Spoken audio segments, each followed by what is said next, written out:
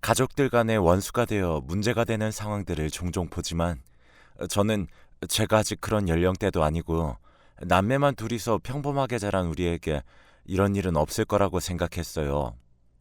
흔히 그런 분쟁은 돈이 너무 많아서 나누다 다투게 되거나 혹은 나이가 많아서 골이 깊어질 때 발생한다고 생각했거든요. 그런데 꼭 그런 것만도 아니라는 걸 이번에 제대로 체험하게 되었어요. 저희 집은 원래 형편이 좋지 않은 편이고 사실 이렇게까지 말하고 싶진 않지만 가난하다는 말에서 크게 벗어나지 않는 생활을 했어요. 어릴 때부터 큰아들이었던 저 역시 딱히 새 옷을 사서 한번 입어본 적이 없었고 어머니가 매번 친척집이나 아는 집에서 얻어온 것들을 잘 손질해서 입히곤 하셨답니다. 제 밑으로는 5살 차이 나는 여동생이 있는데 그래도 딸아이고 하다 보니 어머니가 조금은 무리해서 옷을 사주셨던 것 같아요. 그렇다고 해서 뭐 비싼 옷을 사주신 건 절대 아니었고 가끔 시장에 가서 새 옷을 사 입히곤 하셨는데요. 저는 남자니까 아무래도 좀 운동성도 많고 움직이고 놀면서 쉽게 해지기도 하니 얻어다가 입히셨던 것 같긴 해요. 우리 부모님은 저희한테 경제적 부담을 주지 않기 위해서 밤낮으로 일하시고 집에서도 맨날 물건들을 가져와서는 부업을 하셨는데요. 크지도 않은 그 집에서 방 한 칸을 다 채울 정도로 빽빽하게 부업거리들이 매일 있었고 그걸 어머니가 늘 밤낮으로 꿰고 붙이고 엮어대도 우리 집 형편은 썩 좋아지지 않았거든요. 그렇게 해서 일하시고 아침에는 눈이 떠지자마자 바로 세수를 하고 밥을 차리는 어머니 모습을 보면 차마 학원 하나 더 다니게 해달라거나 멋진 운동화를 사달라거나 하는 말은 할 수가 없었어요. 그냥 속으로 차반해가며 좋아했던 분야에 빠져 학교 책이나 읽고 공부하는 쪽으로 시간을 보냈어요. 어찌 보면 부모님은 감사한 게 저에게 딱히 공부해라 마라 이런 얘기를 하지 않으셨죠. 두 분이 너무 바쁘게 살다 보니 맨날 집에만 있는 우리 남매가 딱히 사고 없이 지내니 그만이었고 공부나 다른 것들과 관련된 바람은 조금 더 없으셨던 것 같아요. 한 번은 제가 성적을 잘 받아왔던 날이라 아버지께 보여드렸는데 그때 아버지가 하셨던 말이 조금 가슴 아팠어요. 하지만 내세가 않고 그냥 고개만 끄덕이며 방으로 들어와 버렸답니다. 정민아, 아빠가 해준 것도 없는데 이렇게 스스로 알아서 잘 컸구나. 참 대단하다. 다른 애들은 학원도 많이 다니고 한다는데 아빠가 도움이 못 되어줬네. 그래도 이렇게 잘 해내니 아빠가 참 정민이 볼 면목이 없구나. 그저 고맙고 미안하다. 그렇게 난처한 얼굴로 진심으로 미안한 표정으로 제 눈을 들여다보는 아버지의 눈이 왠지 슬펐고 이런 분위기가 되는 건 썩 원치 않았기에 저는 잔뜩 어깨를 안쪽으로 구부리고 그냥 확 들어와 버렸어요. 제가 딱히 부모님을 기쁘게 해드리고 싶어서 공부한 것도 아니었지만 그날따라 왠지 보여드리고 싶었거든요. 어쩌면 저도 모르게 이 집의 어둡고 무거운 분위기가 싫어서 잠깐은 전환해보고 싶고 살짝 불을 켜보고 싶어 그걸 보여드렸는지도 모르겠어요.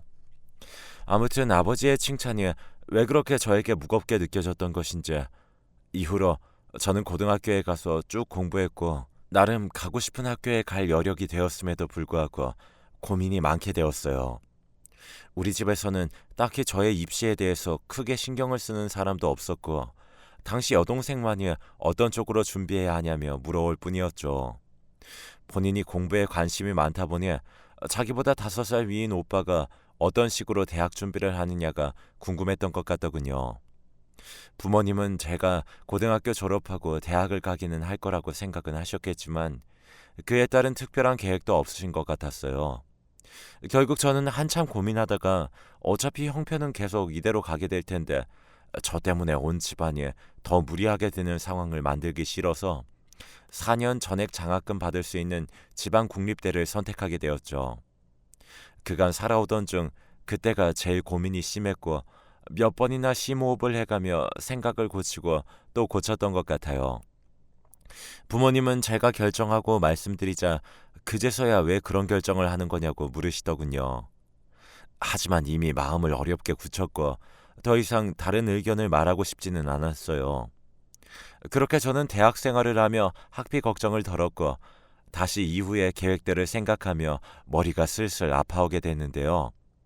당시 중학생이었던 여동생은 제가 학교 가는 걸 보더니 나름 맹렬하게 준비하는 것 같더라고요. 오빠가 대학 가는 거 보고 있으니 자기도 정신 차려야겠다는데 그때는 그 말이 무슨 의미인지 몰랐어요. 그런데 본인이 고등학교에 가서 부모님께 하는 말을 듣고 있자니 약간은 좀 화가 나더군요. 여동생에게 표현은 안 했지만요.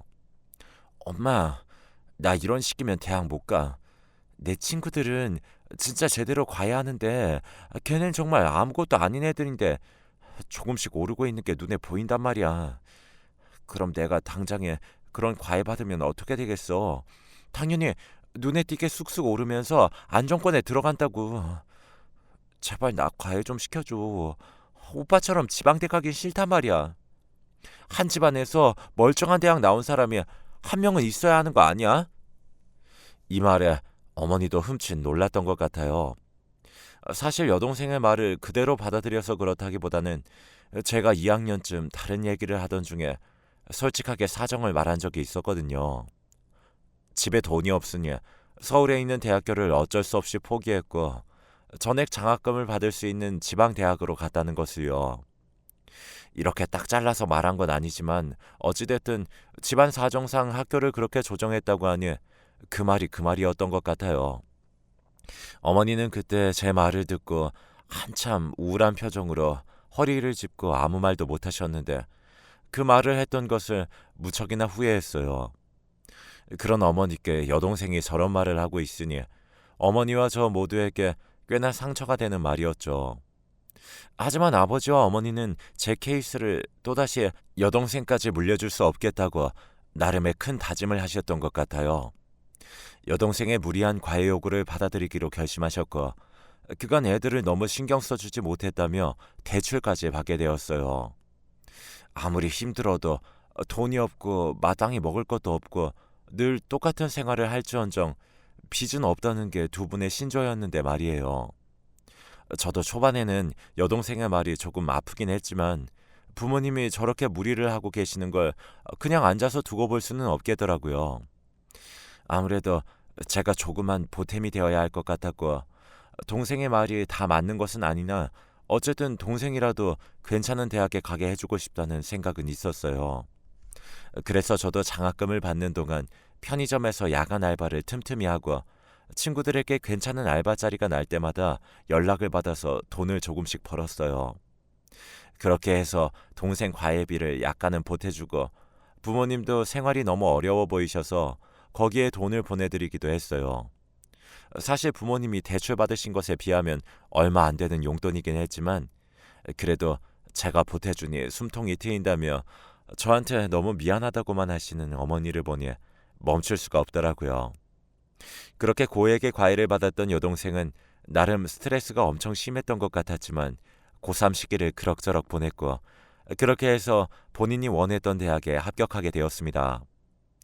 몇 군데 있긴 했지만 가장 원했던 대학에 바로 이화여대였고 거기서 크게 메리트가 느껴지는 과는 아니라고 했으나 그래도 합격한 것이 어디냐며 스스로도 무척 만족스러워 보이더군요. 어찌됐든 딸이 그렇게 원하던 결과를 이루게 되었고 그리고 우리 가족 형편에 3명에서 한 사람을 밀어주기 위해 꽤나 힘든 시간을 보냈으니 부모님은 그 결과에 박수를 치시고 안도의 한숨을 쉬셨죠. 이후로는 아무래도 여동생도 과외를 하며 자기 학비에 어느 정도 보태기는 해야 했었지만 부모님은 동생이 졸업할 때까지 계속 무리한 생활을 하시면서 필요하다는 것을 도와주시더라고요. 그러는 사이 저는 군대도 늦게 다녀오고 조그만 회사에 들어가게 되었어요. 당시 취업난이 있었고 사실 취업난은 뭐 언제나 있었던 것 같지만 제 시기에도 꽤 힘들었어요. 유학 간 친구들 사이에서 이런저런 도전을 하는 게 쉽지 않다 보니 중간중간 아르바이트하고 취업 준비도 하면서 정말 전쟁 같은 날들을 보냈답니다.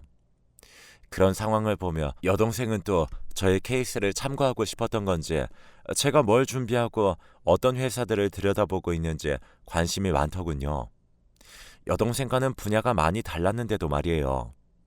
그래서 저도 최대한 알려주고 준비 상황을 보여주긴 했는데 아무래도 대학 간판으로는 저와 차이가 좀 있어서 그랬을지도 모르겠지만 여동생 눈으로 봤을 땐 제가 답답해 보였나 봐요. 오빠, 그렇게 대학을 잘 갔어야지. 지금 와서 대학원 뒤늦게 가서 간판을 좀 더 꾸밀 수도 없고 너무 부질없잖아. 사실 사람들이 대학 간판 보지 누가 대학원을 보냐?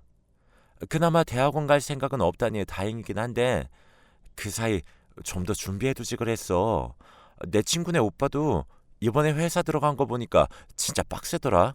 걔네 오빠 대학은 그렇게 좋은데도 치열한데 오빤 진짜 어쩌려고 그래. 아, 뭐 하긴 이제 와서 대학 후회해봤자 무슨 소용이 있겠어. 그러니까 오빠도 엄마한테 팍팍 밀어달라고 했었어야지. 그간은 저도 딱히 여동생에게 별 생각이 없었지만 이 말은 좀 화가 났어요. 저도 모르게 속에 있던 울분이 어디에 있었던 건지 여동생에게 화를 내버렸죠. 나도 그런 말 할 줄 몰라서 안 한 게 아니야. 너도 알잖아. 어머니랑 아버지가 보통 힘들게 일하신 게 아닌 거. 내가 참고 그냥 이 학교를 왔기에 널 대학 보낼 여력도 된 거고 그제서야 처음으로 대출도 받은 거야. 어떻게 네가 나한테 그런 말을 할 수가 있냐? 하지만 여동생은 왜 이렇게 철이 없는 건지 공부만 많이 했지 도저히 공감을 못하더군요. 아, 또 그 소리야. 오빠도 엄마 아빠랑 완전 쏙 닮았어. 그런 지질이 궁상을 닮으면 아무것도 발전 없어. 맨날 그렇게 집 어렵다 타령만 하고 꿈은 포기할 거야? 그럼 뭐 맨날 그런 환경에서 살아야지. 난 그런 거 몰라서 엄마한테 과외해달라고 했겠어? 꿈까지 가난하게 잡으면 어쩌겠다는 거야.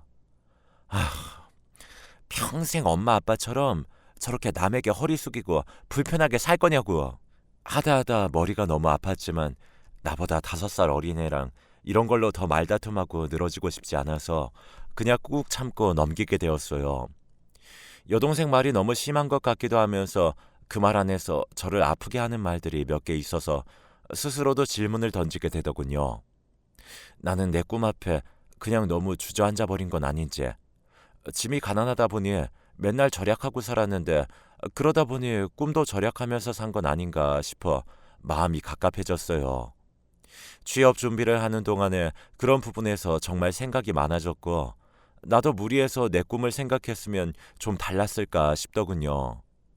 며칠은 이런 생각 속에서 살았지만 그래봤자 당장 제 앞에 주어진 것들을 가지고 어떻게든 요리해서 살아가는 수밖에 없었죠. 여동생은 여동생이고 저는 저대로 살아가는 방법은 다를 테니까요. 일단 제가 갖고 있는 경력이나 학력만으로도 나름 나쁘지 않게 봐주는 곳이 있어서 그곳에 면접을 보았는데 학교 선배가 소개를 잘해주신 것인지 그곳에서도 저를 좋게 봐주셨어요. 그리고 입사해서 이 소식을 알리게 되었고 부모님은 무척이나 좋아하셨답니다. 동생은 여전히 비아냥거리는 투이긴 했지만 일단 그런 것 하나하나에 신경 쓰고 있을 겨를이 없었죠. 저도 새 일에 적응해야 했으니까요. 그러던 중 저보다 몇 개월 더 빨리 입사한 한 친구를 알게 됐는데 꽤 신경 써주고 도움을 주어서 정말 고마운 마음이 컸답니다. 1살 아래의 여자였고 우린 그렇게 계속 가까이 서로 의지하며 매일을 마주치다 보니 자연스럽게 교제하게 되었어요. 저도 제대로 된 연애를 해본 적이 없다가 이때 일과 연애를 병행하다 보니 좀 어려웠지만 여자친구가 저를 너무나 편안하게 해주었기에 그 시간들은 참 좋고 행복했어요.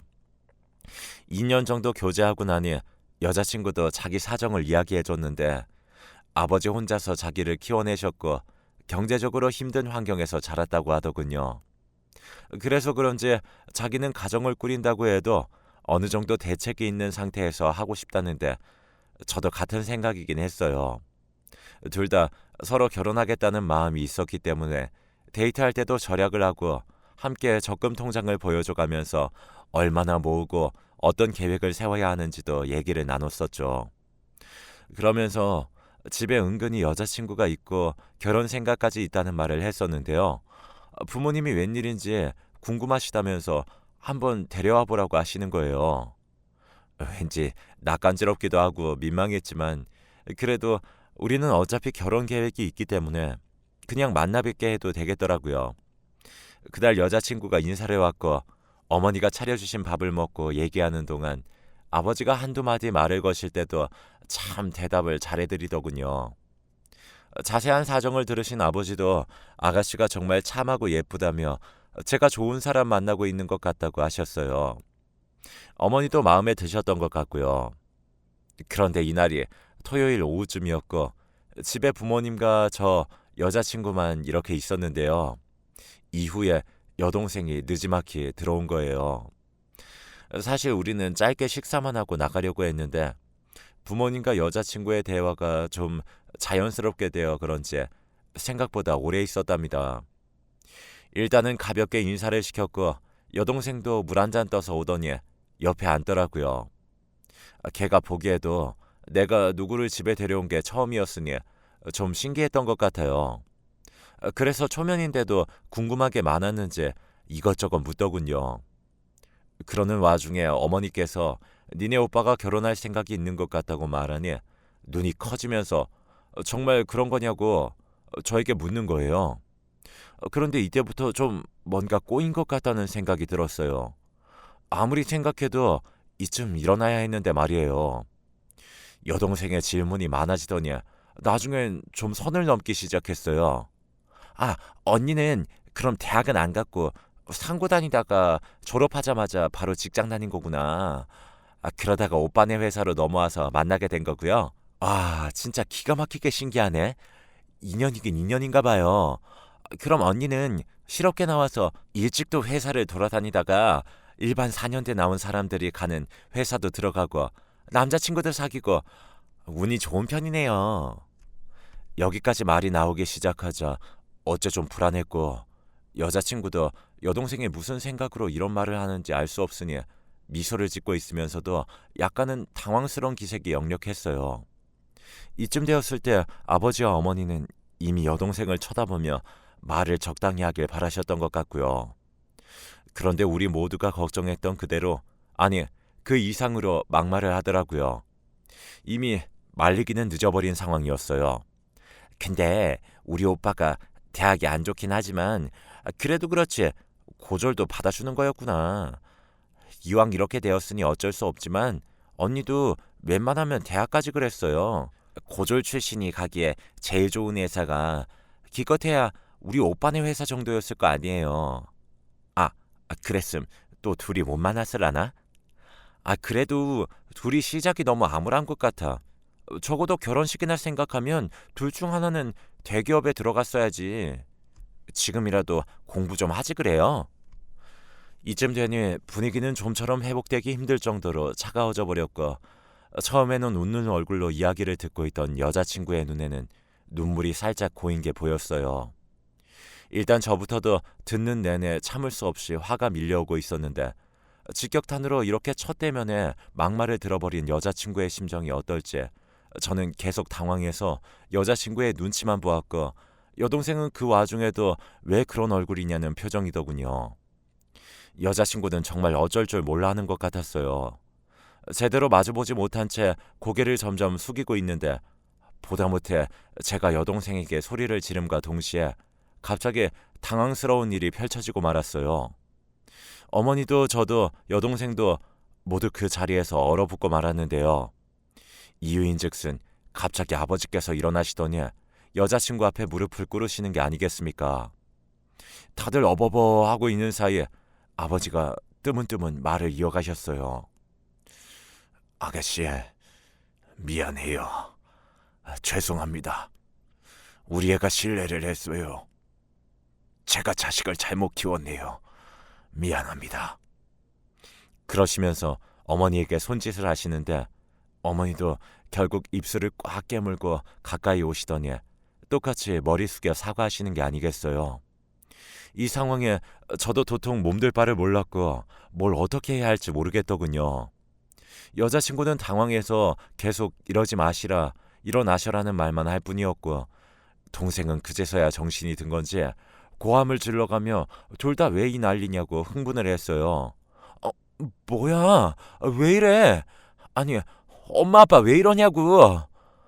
이렇게 소리를 질러대는 모습을 보니 저도 정신이 번쩍 들었고 여자친구를 일으켜 세워 얼른 집 밖으로 데리고 나왔어요.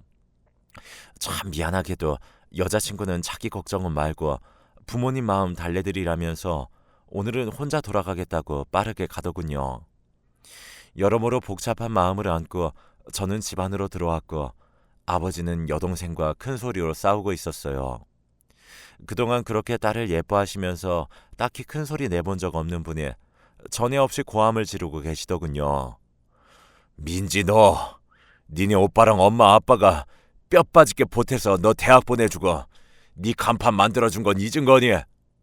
나도 네 엄마도 언제 너보고 좋은 대학 가라고 하든 그냥 네가 원해서 우리는 해주고 싶었던 것 뿐이다. 그런데 그게 훈장도 아니고 네 부모와 네 오빠를 물먹이는 흉기로 변해서 어쩌라는 거야? 이럴 줄 알았으면 네 능력으로 대학 가든 말든 신경도 쓰지 않고 빚도 내지 말았어야 했어. 네 애미 애비는 고등학교도 채 졸업하지 못한 사람들이야. 네 눈엔 그럼 우리도 그렇게 우습고 한심스러운 거냐? 그렇게 대학 가고 싶다고 해서 속으로 피눈물 흘려가며 그렇게 힘써줬더니 그걸로 가족들이며 남들이며 사정없이 찌르고 다니는구나. 정말 꼴 보기 싫다. 앞으로 네 힘으로 알아서 나가 살아라. 아버지는 이렇게 사정없이 소리 지르고 방으로 들어가 버렸고 여동생은 씩씩대면서 아버지에게 따다닥 대들었지만 방 안에서는 아무런 대꾸도 돌아오지 않았어요. 그 화를 못 이긴 동생은 저와 눈이 마주친 순간 부르르 분노에 떠는 듯 하더니 평생 그 따위로 이렇게 궁상맞게 살으라며 배낭 안에 뭔가를 마구 우겨 넣더군요. 그러면서 옷 가지며 챙기며 대충 쑤셔 넣더니 자기는 나가겠다고 울면서 집을 나가버렸어요. 이날은 왠지 저도 잡고 싶지 않았고 잡을 힘도 의지도 생기지 않았어요. 며칠씩 보이지 않는 여동생의 모습을 보며 그간 이 정도로 공백을 본 적이 없기에 조금 걱정되기는 했습니다. 하지만 저도 나름의 상처가 컸던 것인지 그리고 여동생에게 그간 힘썼던 많은 것들에 대해 회의가 들기도 해서 무척 마음이 힘들었어요. 그래서 좀처럼 다시 연락해볼 기력도 나지 않았고 아버지, 어머니와 저 셋 중 누구 하나 입 밖으로 여동생의 이야기를 꺼내지 않았죠. 아마 다들 같은 마음이지 않았을까 싶기도 해요. 여동생이고 딸이고 하니 아무래도 걱정스러운 마음은 있지만 도무지 이 상황을 우리들의 선에서 정리할 기미가 들지 않은 거죠. 결국 그렇게 시간을 보내고 있던 차에 한 달에서 2달 정도 지나게 되었는데요. 중간에 여자친구도 고민을 하면서 어떻게 된 거냐고 묻길래 여자친구에게 그런 건 신경 쓰지 않아도 된다고 말해두긴 했어요. 그래도 제 얼굴에서 좀 근심이 보이긴 했던지 자기 걱정은 말고 여동생한테 한번 연락을 해보라고 하더군요. 이렇게 마음 써주는 자체가 참 미안하기도 하고 한편으로는 그 말에 힘입어 한 번쯤은 문자라도 남겨볼까 하던 차였는데 그리고 며칠 지나지 않아서 찬찬히 일은 해결이 되었어요. 집으로 돌아가 보니 누군가 벨을 눌러대기에 보니까 여동생이더라고요. 저도 일단 마음의 준비를 하면서 굳이 누구냐고 묻지 않고 문을 열어주었어요. 저와 눈이 마주치자마자 난감한 표정을 짓더니 이내 제 눈을 제대로 못 보면서 들어오더군요. 그러고는 계속 비어있었던 자기 방으로 들어가 한참을 말없이 있었어요. 저도 딱히 아무 말도 하고 싶지 않았고 그냥 그렇게 멍한 침묵을 견디고 있던 차에 곧이어 부모님이 들어오셨는데요. 나왔다 하시는 소리를 듣자마자 여동생은 달려나가더군요. 그렇게 잠깐 짧은 정적이 있었지만 이내 여동생은 아버지에게 매달려 그냥 울기만 하더라고요. 딱히 잘못했다고 하거나 어쨌다거나 하는 말은 없었지만 동생이 계속 울기만 하니 아버지는 그냥 말없이 머리를 쓰다듬어 주셨어요. 이후로 동생은 저에게도 딱히 말을 걸지 않고 어색하게 지내긴 했는데 며칠이 지나 처음으로 걸었던 한마디가 바로 제 여자친구 얘기였어요. 사과를 하고 싶다며 만나게 해달라고 말이에요. 이후로 다시 상견례 자리가 있기도 했으니 그냥 그때 보자고만 했는데요. 여자친구는 굳이 그렇게 하지 않아도 된다며 손사래를 치더라고요. 이후 상견례 때 여동생이 먼저 가서 말을 걸었고 여자친구도 별말 없이 받아줘서 여러모로 한숨이 놓이기도 했어요.